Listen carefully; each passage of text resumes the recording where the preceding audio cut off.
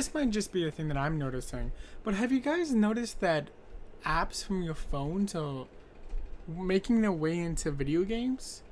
Like, they're becoming more and more app-like and less game-like. Is there a reason? Maybe the microtransactions of mobile gaming is actually really beneficial for developers and fuck all of the player? I don't know. Well, I say that because genuinely, despite a rough intro, Donut County is a game that you can actually play on your phone and your tablets. It's meant to be a mobile game. But it's got brought over to the PS4.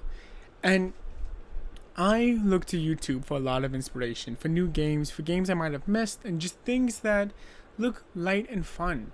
And let me tell you, this is a light and fun game. It is, the best way I can place it, it's Katamari Democracy, because I can't say it properly, in reverse. When Katamari, you're rolling around a giant ball of stuff. Here, you're opening up a hole and just having things fall on through. It's charming and kind of peaceful to watch everything just fall through this hole. But that being said, there isn't a lot of game here to it. It's easily something that you can just put on for meditative purposes without even really being all that concerned with the trophies. Because this is the game that it wants you to just sit down and watch a hole get bigger. I feel like there's a porn joke in there somewhere, but I'm not going to make it because this is a classy podcast. Classy indeed. But my name is Insane Raven, and this is Tales of the Hunt, and in today's episode, we are talking about Donut County. Donut County was originally designed for the Google Play Store, and it's meant to be fun. It's meant to be an app game. Published out by Annapurna, my notes are terrible, Interactive, but developed by one guy, Ben Esposito, which, that just sounds like a bad joke. I'm sorry if I'm being rude about your name, but I don't buy that's your actual name. But the game is meant to just be kind of relaxed, sitting on the Unity engine and just enjoying the time. It reminds me a lot, actually, of Untitled Goose Game, the game we talked about last week, in terms of design and just simplistic fun. You play as a giant sentient hole being controlled by a raccoon who really just wants his donut shop to take off the ground. It's light and just easy playing. But most of these trophies are going to have to do with just how you manipulate your hole around, and man, there's no way to make that not sound dirty. So here we go with Donut County. One of the shortest games I'll ever talk about on the podcast, just because we're not really looking at a lot of work here in terms of trophy wise, but here we go. The first trophy is for Pups Odyssey. Release the hot air balloon. This is actually just for completing the first level in the game. Before you get to realize that you're basically playing a prequel to the story that gets set up here. Well, like in Animal Crossing, all your characters are sentient creatures, anamorphic creatures? I can't talk today. You end up just kind of hanging out. But the first trophy after actually doing the campaign is called Pyro that I got. It's for setting Pepper's trailer on fire. You do this by, what'd you guess? Swallowing up some stuff and swallowing up the campfire and dragging that shit over to the trailer and letting it burn like a madman. It does slightly, ruin the whole kind of chill vibe that the game is going for, because you've set someone's house on fire, you monster. But don't worry about it, because in between setting people's houses on fire and consuming them from the ground as your ravenous whore, you get to text people, specifically other people in town, and just like you can poke people in real life and people would hate you if you did it there, you can quack at them. And you can get the Quack Enthusiast trophy for quacking 100 times. Because, yep, video games have Twitter now. It wasn't just a Spider-Man thing. Music Lover is the next trophy. This is for finishing Gecko Park without collecting the radio. Because most of these trophies, most of these levels end when you pick up the person in some way or style. But don't even worry about it. Gamer! Stock up on Gamer Fuel! Which, yeah, you do this by picking up better equipment and then, you know, leveling shit up. Donut County, destroy the donut shop. It's pretty self-explanatory. And it's actually a campaign trophy. As you continue to play, you continue to unlock things. The Flume is doomed. Destroy Raccoon Lagoon. Another campaign trophy. Don't even worry about it because you're going to eat up an entire water park. This game is very small and very chill. And you destroy massive things. Don't forget about the Hacker, which is a trophy you get for hacking into the mainframe near the end of the game where there's just raccoons everywhere. If you don't like raccoons before, you're either going to love them or absolutely hate them after playing this game because it is just that fun.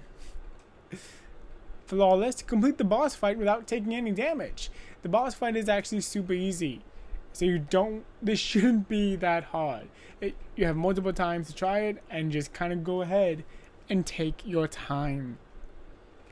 His moves are highly choreographed, and once you get the slingshot ability from the App Store, you're good. Because yes, the hole you're controlling is actually an app on the Raccoons game, which was actually an app on your phone before it actually became an app on the PS4, because actual apps are things now. You know, for funsies. Dethroner, destroy the Trash King's monument. I did this with a tornado. I don't have any other memories. Moving on. Boss fight, win the boss fight. Okay. Redeemed, bring everyone back from the underground, which is just another one of those campaign trophies that you don't have to worry about. Nerd! Complete the Trashopedia. This is pretty much like any other pedia you have in any other game. By picking up every item and every type of item at least once, you're gonna get this trophy. This includes all the people, all the items, all the animals, everything that you can pick up. You're gonna need to pick it up for this trophy. It's not a hard trophy by anyone's standpoint. In fact, almost half the players have it at a 49.3%, and it's a gold trophy. Again, not that hard. Nothing in this game is hard. You can play it in literally an afternoon and just enjoy the game. Plots. Pilot, fly through the donut hole. This is actually during the credits / epilogue of the game, I guess you could say.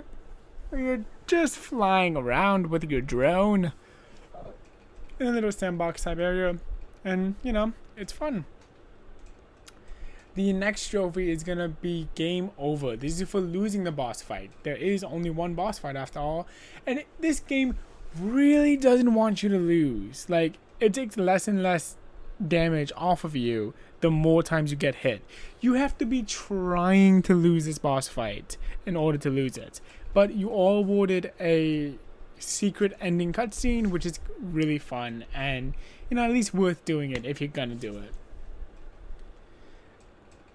Disrespecter, destroy the Trash King's monitor.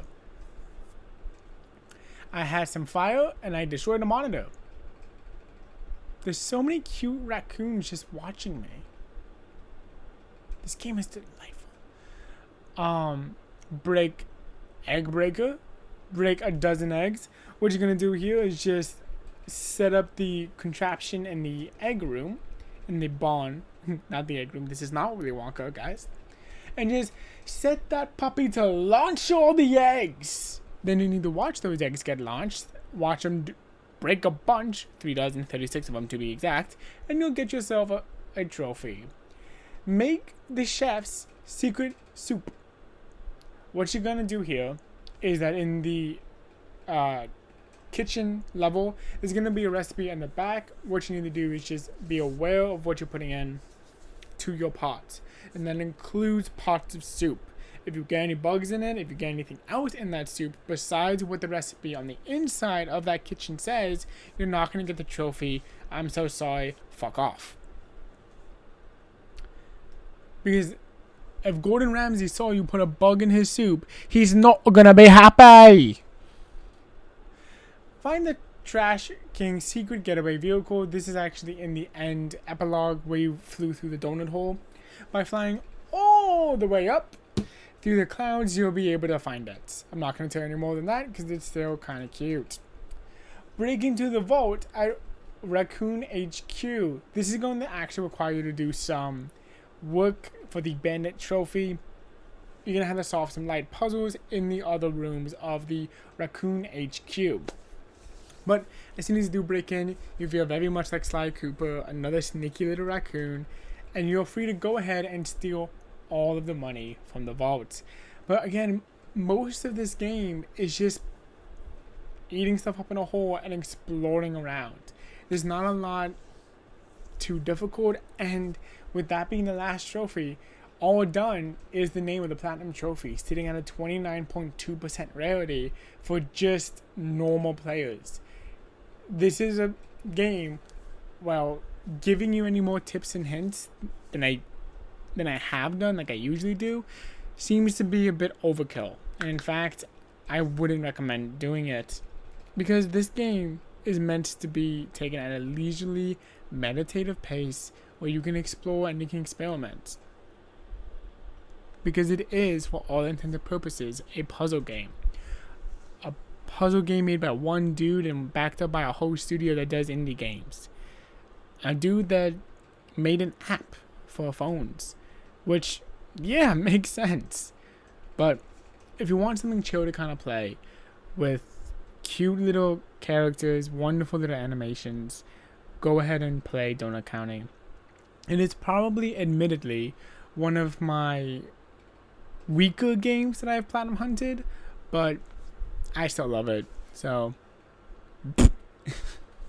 I'll see you guys next time on Tales of the Hunt. What other smaller indie games should I play? Are there any other games that apps that got made into PS4 games with platinum trophies that I should play? Let me know.